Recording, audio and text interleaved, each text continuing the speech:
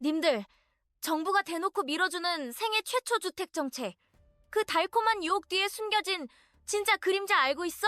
지금 월가의 거대한 자본들은 우리가 아무것도 모른 채 그저 뉴스만 보고 환호하는 사이 이미 설계된 이 판 위에서 조용히 다음 수를 준비하고 있다고. 내가 이 복잡한 정책 뒤에 숨겨진 거대한 자본의 흐름과 파국의 전조를 싹 다 뜯어왔으니까 딱 1분만 집중해봐.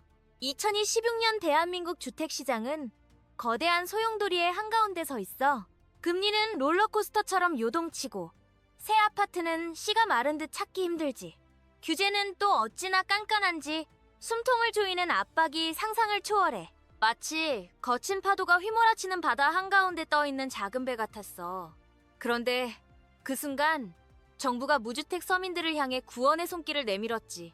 바로 생애 최초 주택 구입자를 위한 파격적인 대출과 세제 혜택이야. 말 그대로 돈이 부족해도 내 집 마련의 꿈을 이룰 수 있는 절호의 기회처럼 보였어. 특히 담보인정 비율, 집값 대비 대출 한도를 의미하는 LTV를 최대 80%까지 확 늘려줬다는 소식은 젊은 세대와 신혼부부들에겐 그야말로 가뭄의 담비 같았을 거야. 1억짜리 집을 사는데 내 돈 2천만 원만 있으면 나머지는 대출로 해결할 수 있다는 이야기니까 이게 얼마나 파격적인 혜택인지 감이 와? 마치 100m 달리기를 하는데 남들은 출발선에서 시작할 때 나는 이미 20m 앞에서 시작하는 것과 똑같은 이야기라고. 게다가 정부는 여기서 멈추지 않았어. 내 집 마련 디딤돌 대출이니 보금자리론이니 심지어 아이를 낳으면 더 큰 혜택을 주는 신생아 특례 대출까지 쏟아내면서 저렴한 금리로 집을 살 수 있는 융단 폭격을 퍼부었지.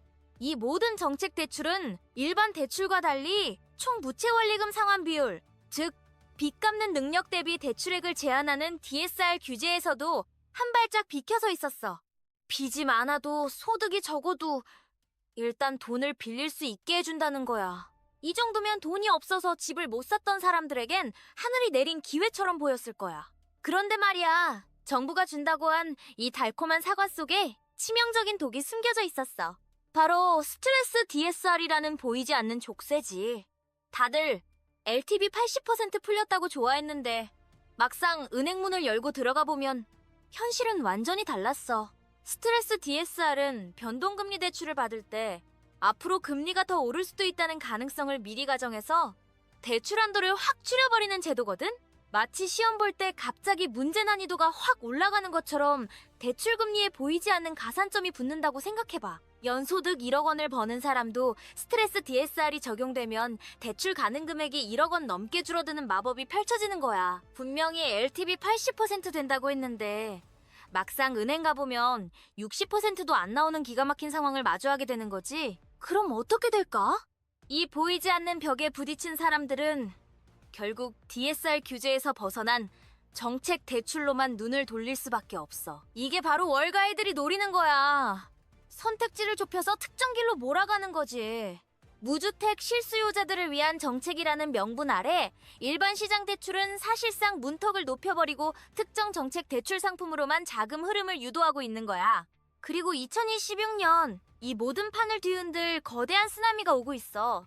바로 공급 절벽이야. 지금 당장은 체감하기 어려울지 몰라. 하지만 몇 년 전부터 주택 인허가와 착공 물량이 급격히 줄어든 거 기억나?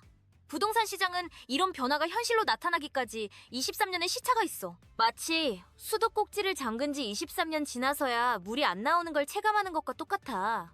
그 시차가 바로 2026년에 터지는 거야. 한국부동산원 자료를 보면 2026년 서울 아파트 입주 예정 물량은 2025년 대비 거의 반토막 나니만 7천 가구에 불과해. 경기도와 인천도 상황은 마찬가지야. 수도권 전체 입주 물량이 30% 넘게 줄어들 전망이라고. 이 정도면 전세든 매매든 가격이 폭주할 거라는 강력한 신호잖아?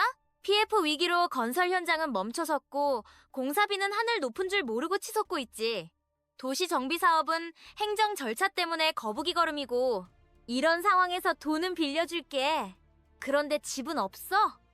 이게 바로 2026년 주택시장의 기묘한 풍경이야. 정부는 온갖 혜택으로 무주택자를 집으로 유인하는데 정작 집은 구하기 힘들어지는 역설적인 상황이 펼쳐진다고.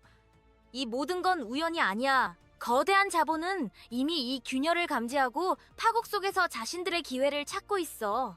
물론 우리가 반드시 알아야 할 리스크도 있어. 정부가 이렇게 파격적인 혜택을 주는 데는 다 이유가 있잖아? 특히 정책 대출을 받았다가 나중에 실거주 의무 같은 조건 어기면 감면받았던 세금 토해내야 하는 무서운 추징금 폭탄이 터질 수도 있어. 경기도의 한 사례에서는 이런 의무를 어겼다가 수십억 원을 토해낸 사례도 있다니까. 혜택은 달콤하지만 그 뒤에 숨겨진 의무는 칼날 같다는 걸 명심해야 해. 정리할게.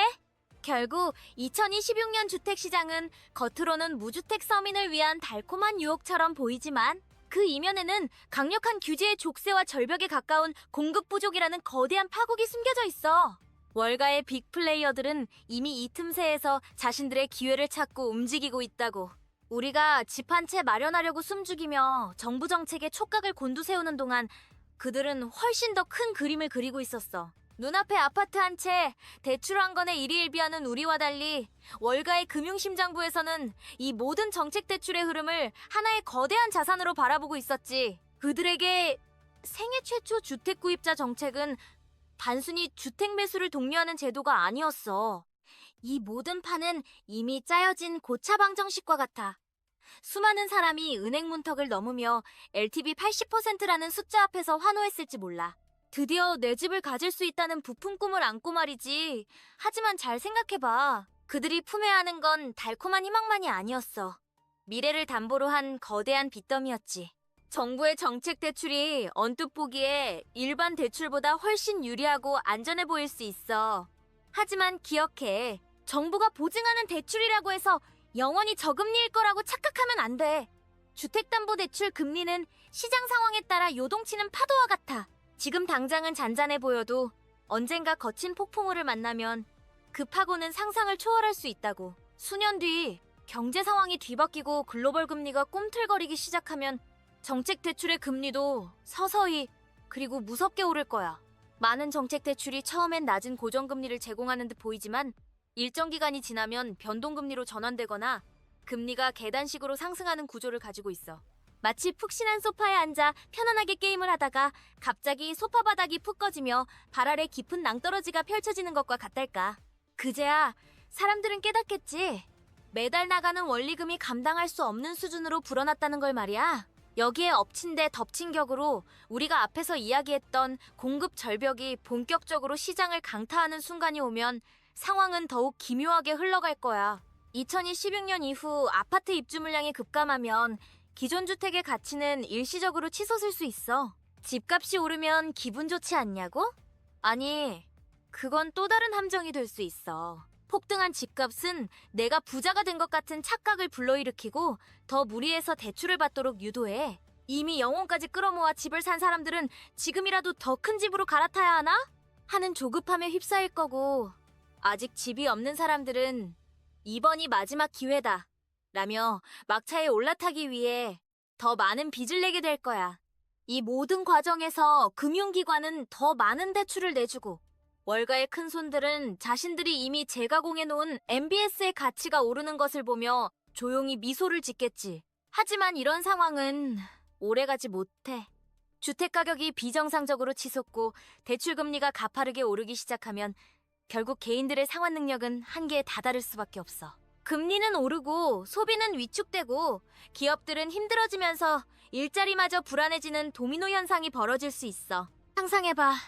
갑작스러운 해고 통보 혹은 사업의 부진으로 매달 꼬박꼬박 갚아야 할 원리금이 수개월째 밀리기 시작하는 끔찍한 상황을. 한때 내 집 마련의 꿈을 이뤘다며 기뻐했던 사람들의 얼굴에는 이제는 짙은 그림자가 드리워질 거야. 전화벨이 울릴 때마다 가슴이 철렁하고 현관문을 두드리는 소리에도 심장이 멎을 듯할 테지.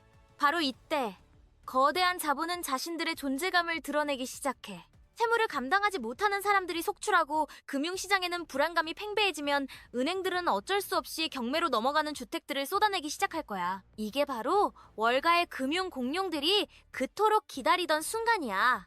그들은 이미 망가질 대로 망가진 시장에 유동성 공급이라는 명분으로 조용히 등장할 거야. 마치 먹잇감을 기다리던 포식자가 마침내 사냥감을 덮치는 것처럼 말이지. 월가의 헤지펀드나 사모펀드들은 자신들이 팔아치운 MBS의 기초 자산이었던 주택들이 경매로 나오면 그것들을 헐값에 사들이기 시작할 거야. 개인 투자자들이 공포에 질려 주저할 때 그들은 차갑고 계산적인 시선으로 시장을 스캔하며 최저가 매물을 쓸어 담겠지. 마치 박앤세일 기간에 명품 가방을 싹쓸이하듯이 말이야. 그들에게는 개개인의 삶이 무너지는 고통스러운 과정이 그저 저렴하게 자산을 취득할 기회일 뿐이야. 우리가 2008년 서브프라임 모기지 사태에서 본 장면이 바로 이거였잖아.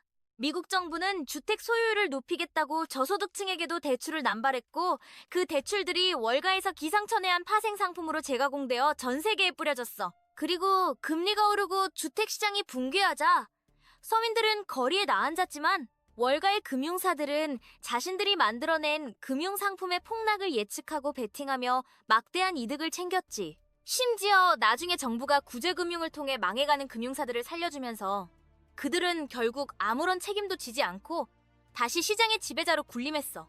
지금 대한민국에서 벌어지고 있는 일은 그때와 완전히 똑같다고 말할 수는 없어.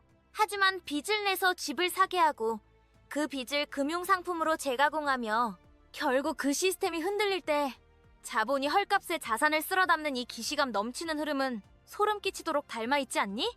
정부가 내민 따뜻한 손길은 결국 거대한 자본이 우리에게 덫을 놓는 미끼가 되어버린 셈이야. 그들은 우리가 절박하게 집 한 채를 손에 쥐려는 순간 이미 우리의 부채를 자산으로 만들고 그 자산이 부실해지는 순간을 자신들의 새로운 기회로 삼으려 하는 거야. 이게 바로 자본의 먹이사슬이야. 가장 연약한 고리부터 차례로 잠식당하고 결국 모든 혼란의 끝에서는 가장 힘센 자들이 가장 큰 이득을 취하는 냉혹한 현실.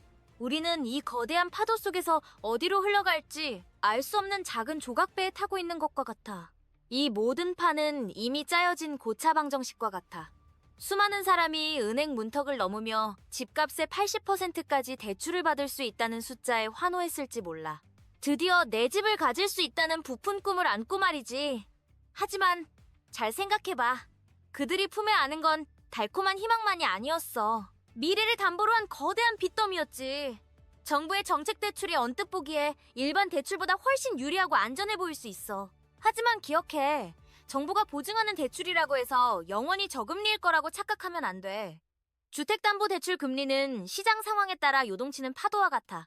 지금 당장은 잔잔해 보여도 언젠가 거친 폭풍우를 만나면 그 파고는 상상을 초월할 수 있다고. 수년 뒤 경제 상황이 뒤바뀌고 글로벌 금리가 꿈틀거리기 시작하면 정책 대출의 금리도 서서히 그리고 무섭게 오를 거야.